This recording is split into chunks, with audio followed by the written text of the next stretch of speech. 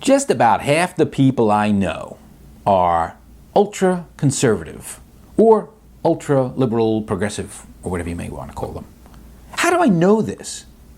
And that's the subject of today's Idea of the Day.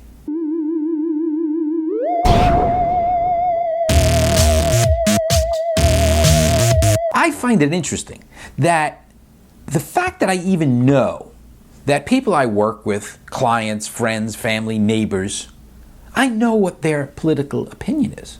I find that interesting because if you roll back the clock, the calendar actually, you roll back, it's 1995, a little before the internet blew up. You really didn't know somebody's political opinions 95% of the time or more. You really just didn't. Unless it was somebody you had lunch with on a regular basis and they occasionally mentioned something that was on the news. You really didn't know. But I find it funny that when social media came along, originally it was all social. Hey, I'm going out on a party. I'm going to the barbecue on Saturday. Isn't this great? Look at the sandwich I'm making. Take a picture of it. That's great. Look at my sandwich. Wow, that's the best pizza I had. And somewhere along the lines, probably just before Barack Obama became president, he tapped into social media in a way nobody else did before. And people realized that, hey, look at this. If you're a political pundit or you're a campaign strategist, ooh, look what he did with social media. And of course, Trump, don't get me started with that. But because these people have realized that there is a way of swaying or attempting to sway, there's a way of putting your opinion on a big soapbox with a megaphone on it and saying, ta-da! There is an enormous number of people now that are just now, they're not just reading all these posts by these political pundits and whatnot, they're sharing it. They're sharing opinions. They're retweeting. They're forwarding. They're sharing. They're liking. They're interacting. They're leaving comments on political stuff.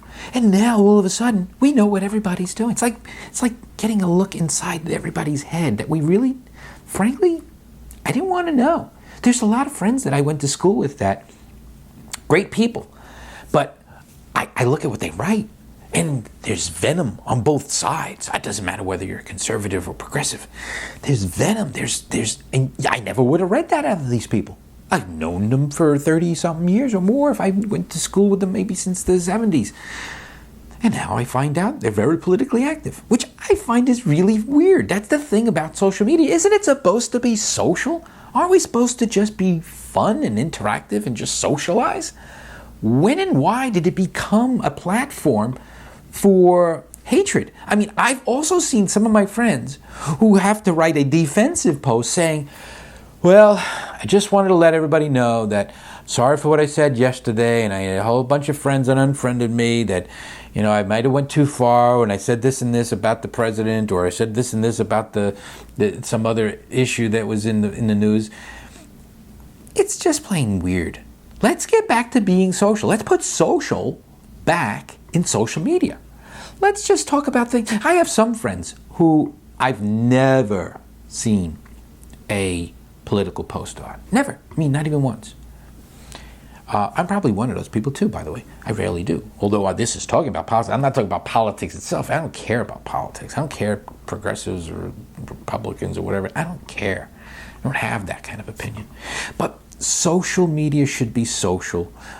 I have friends, again, who never post stuff like that. And when I see their posts, they actually show up more often in my feed because they're always upbeat. They're always happy. Hey, here's a picture of a dog. I love that, actually. I mean, it may sound silly, but to me, that's like a break from all the hate, a break from all the pontificating and all the other nonsense. Let's get back to basics. Let's put the social back into social media. And that's today's Idea of the Day. All right. There it is. That's today's Idea of the Day. Some of them are pretty good, right? And some of them suck, I admit. First to admit, some of my ideas suck. But if you visit Idea of the Day every day and you subscribe to my channel by looking at the subscribe link in the corner, you'll see a brand new idea every single day. And I promise you, some of them don't suck.